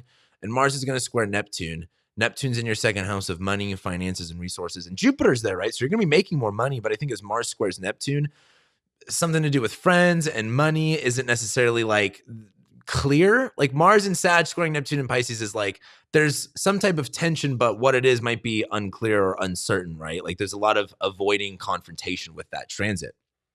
So that's happening at the same time. Then we get to the 14th. That's when Mercury actually stations retrograde squaring Uranus. This one's going to be a kicker for you guys. I hate to say it, but it's coming after your next. This one's going to be a pretty big deal. Because Mercury, well, and this is the thing, not every Mercury retrograde is bad. Typically, a Mercury retrograde is a time to revisit and review things. So, like, for example, if Mercury is in your 1st house, this might be like understanding something about yourself. And as Mercury retrogrades, it's like, hold on, before you start saying everything, let's review and think about that. And then as Mercury stations direct, it's like, okay, I've thought about it. Let me actually say it.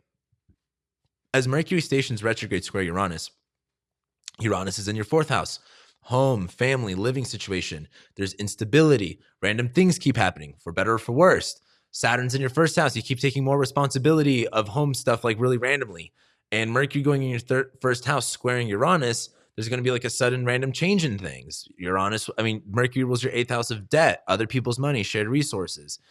5th house of creativity. I kind of don't know what it's really going to be, but I would assume it's either a miscommunication on your end, misunderstanding the fine details, something kind of going up and down with you and home and family stuff randomly. Like you could get in an argument with someone, but it's going to be kind of like when you have things like this in your 1st house. I mean, Saturn's also in your 1st house too. Like it could be about like your body, your image. It could just be you saying something, right? Like you kind of have to be a little bit more open-minded, but it's definitely like you, like not someone else. Like it's you, and it's going to create randomness with like home stuff. So just be aware. Then we get to the 17th, and like at this point, we're just so deep into the new year because like, look, Jupiter's in Pisces, Venus is almost done being retrograde, Mercury's already retrograde, Mars is almost in Capricorn, and then we get this full moon and the node shift signs. And this full moon in Cancer is like, hey, look, if Venus is retrograding in your 12th house and you've already had this kind of focus on like your subconscious, like the back of your mind, maybe you've had some private time to like really, isolate yourself. This full moon in Cancer is like, what do you need, right? The full moon lights up the night. The full moon lights up what you don't always get to see. It's about feeling things, right? And this is in Cancer. It's about nourishment. It's about like what do you need to feel good? And it's in your 6th house, health, habits, day-to-day activities, maybe stuff that like, again, you're changing something maybe in the back of your mind that's going to change your work routine and your health. And this is really a big focus on, again, your health, your routines, your day-to-day activities. Just really focus on like, what do you need here? And this is also when the nodes shift signs.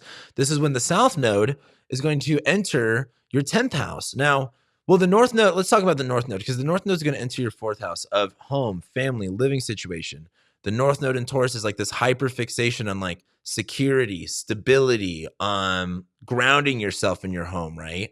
And the South node is going through your 10th house, where the South, like Scorpio rules your 10th house, where Scorpio really likes to hold on to things, especially when it comes to career stuff. And the South node going through your 10th house is like a purge and a release. Like, what do you need to get rid of? What do you need to change up in this area for the sake of stability, for the sake of getting your shit together, right? Saturn's in your 1st house. You're taking on a lot of responsibility. And I think South node and Scorpios, you need to kind of shed a lot of dead skin in this area. Then we get to January 22nd. That's when we have the Mercury retrograde Cazimi. That's where you have the clarity of like what's going on in your life, what you need to change. This is where it's like everything starts to really make sense for you. But this is also where Mars enters Capricorn. And this is where I think you're going to start spending much more time alone. Your 10th house ruler is going into your 12th house. Your 3rd ruler is going into your 12th house. Venus is almost done here. Like you've really kind of like if you have like a private space or a space where you have like full control, like you've shifted something about that. And as Mars goes into it, you're going to kind of like go deeper into your mind and like and spend more time by yourself. But like Mars energizes things, right? So like Mars Mars causes fights and conflicts, and it's in your 12th house. So like subconsciously, you might be kind of like self-sabotaging yourself in a weird way. But Mars going into your 12th house too is like taking a lot of energy, like doing a lot of things alone, doing a lot of things in isolation, like doing a lot of work by yourself too, since Mars does rule your 10th house. And like you're just going to be probably like really busy doing shit on your own. And then that leads us to the 29th. That is when Mercury will be retrograde conjoining Pluto. It'll be back in Capricorn at this point. But then Venus stations direct. And here's the thing. Venus has been, retrograde in your 12th house. You have shifted your relationship to, isolation, alienation, your mental health, your subconscious. There's a new way that you're addressing this area. There's a new comfortable, like private space that you have. Mars and Venus is going to start flying forward. It's time to utilize that space. It's time to really like, again, now that you've had this mental shift in the back of your head, it's time to like now take action on those new plans, right? But Mercury is going to be on top of Pluto, where Mercury being retrograde is reevaluating things, right? And it's on and re-examining things. And Pluto rules power and fear. It's in your 12th house of the subconscious. I think you're going to be like, there's going to be two stories here. One, I think you're going to realize, why was I so scared in the first place? And the second thing is, maybe if you are still scared, you're still going to have to fucking face it anyway. So, and I think as Mercury's on top of Pluto, it's like, there is kind of no facing stuff. You kind of, or there is no like avoiding stuff. You have to be very like confrontive about things, I think, at this time. So it just gets very, very real. And then we get to the 31st, and that's when we have the new moon in your first house, where it's like, yeah, all this 12th house stuff you're working out, all the 12th house stuff in the back of your head. But now with this new moon in your first house, it's like new year, new year, new year, new you. And this is really where you get to kind of focus on yourself, your body, your image, your identity. And you're kind of you're getting more and more out of your head and getting more and more into your body, if that makes sense. And that's pretty much how we end January for the Aquarius risings. Let's go ahead and wrap this up with Pisces. Woo! I can't believe I did all 12 of the signs in one day. Whoosh. All right, Pisces. So Pisces, we're starting this January off on January 2nd with this new moon in Capricorn, as well as with Mercury ingressing into Aquarius. The big thing with this is, now that Venus is retrograding in your 11th house of friends, you've already kind of undergone that evaluation shift when it comes to friendships and community. This new moon, it just allows you the time to like get settled with that, right? Like, you got a bunch of shit going on. We just ended the holiday season. Now you can really focus on this shift with friends, right? And shared resources around friends, and, communication around friends, right? And then also Mercury is going to ingress into Aquarius. Now, Mercury is in shadow at this point. Mercury is going to go retrograde. But as Mercury, about communication in our minds, right? It's going into the sign of Saturn, still really serious about things, but it's going into your 12th house of isolation, alienation, the subconscious, hidden enemies. And I think as Mercury rules your 7th house of open enemies, and it's going into your 12th house of hidden enemies, it also rules your 4th house of home and family and living situations, going into your 12th house of privacy and isolation.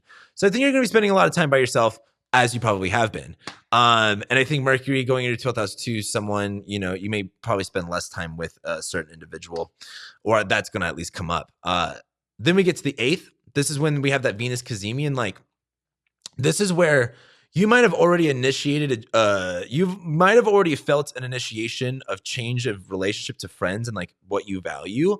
But this Venus Cazimi is like when it hits you, when you're like, okay, I'm pivoting. Like, I have a different value position when it comes to my friends and my community and my place there. This is also coinciding with Mars square Neptune. That happens like a day later, I think. But as Mars is in Sagittarius in your 10th house, you're taking a lot of action and energy in your workplace, right? Mars in Sag might be a little bit avoidant of stuff. We're kind of going a little bit too far.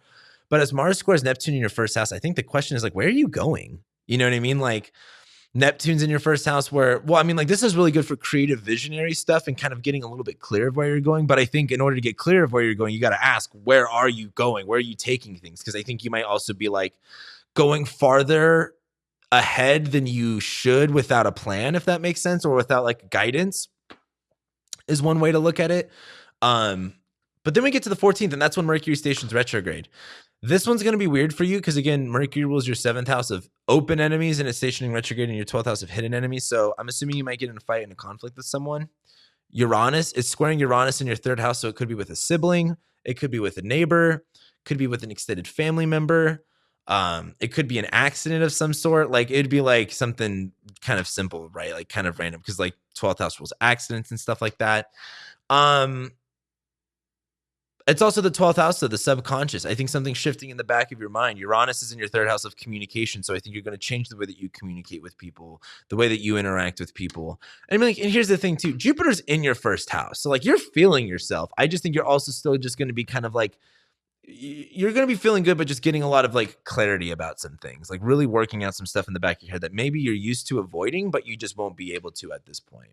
I just think Mercury rules your fourth house too of home and family, where it may be like you're going to be spending more time alone or by yourself. And Mercury retrogrades aren't always bad, right? Like Mercury has been in shadow, so there's been a context building up, and this is where you start reviewing and reflecting that. So your friendships, the time that you've spent alone, what does that all mean? What changes after this, right? Then we get to the 17th. And by this point, so much has changed at this point. Jupiter's in Pisces. Venus is almost done retrograding. Mercury is retrograde. Mars is almost in Capricorn. But then the nodes shift signs during this full moon, right? The full moon's in your fifth house. Like, here's the thing. If the 11th house is your friends and your community, right? The fifth house is like what shared interest brings you guys together, right? And I think as this new, like now that you're changing your friendships, right? This full moon in your fifth house, you need to have some fun. The full moon is lighting up what you don't always get to see. This is the moon. It's about your emotions. This is in Cancer. It's about necessity, what you need to be nurtured and protected and feel good. It's in your fifth house of love, romance, sex, pleasure, recreation, fun. So maybe you should change your friends and go and have some fun at this time. But then the node shift, right? The north node is going to enter your third house of short distance travel, day-to-day activities, intentional like routines, right? Your communication. The north node and going into Taurus in your third house is so like you're just going to try to like, again, well, the ninth house is like what you know, what you're educated in, versus the third house is like, how do you apply what you know? And I think the north node in your third house is being much more focused on like the physical realm and like things that are in front of you versus like the spiritual stuff. As the south node goes through Scorpio, you're going to be changing your beliefs about a lot of things. The ninth house rules spirituality, religion. Scorpio likes to hold on to stuff, and the south node likes to get rid of things. So I think as the south node goes through Scorpio in your ninth house, it's this kind of like purging of like beliefs, of education, worldview, and the north node is going to be going in your third house, and you're much more of like, what? Like not really focused on bigger world stuff and much more focused on things that are very localized to you at this moment. And then that brings us to the 22nd. That's where we have the Mercury retrograde Cazimi. This is where things really get cleared up in the back of your mind. I think if someone's a hidden enemy, they become very clear at this point. I think if there's an issue in your home, it becomes clear of where it is. The thing that is in the, like this Mercury retrograde in the back of your head, it's happening in the 12th house. It's happening in the back of your head. You may not know where it's going to come from, but if you don't, this is where you'll know where it's going to come from, essentially. And then Mars enters Capricorn too. So here's the thing. Mars inflammates. Mars causes problems and fights and conflicts. It's going into your 11th house of friends. You're probably going to get in fights and conflicts with your friends. That might be a part of it. But Mars also energizes and like utilizes. And it's going to be exalted in Capricorn where it does really well. And so as that's going into your 11th house, as Venus is kind of wrapping up things, this is kind of like, all right, it's time to address this friendship stuff in a very new way, and my relationships with people around me in a new way. And Mars in Capricorn might be just like really taking action on that new plan that you kind of are installing. When we get to the 29th, this is when Mercury it'll be back in Capricorn. It'll be retrograde conjoining Pluto as Venus stations direct. The biggest thing with this is like, at this point, this is where, I mean, Venus stationing direct is like your relationships are changing.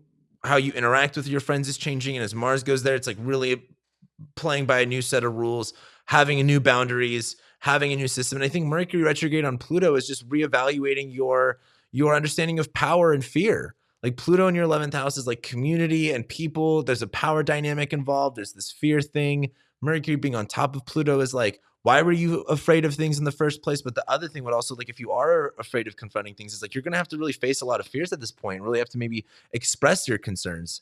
But it's very, very real, very, very raw. I think Mercury retrograde on top of Pluto is really like, I don't know what you were scared about in the first place, because Mars, Venus, and the moon, like, you're just moving forward with shit anyway.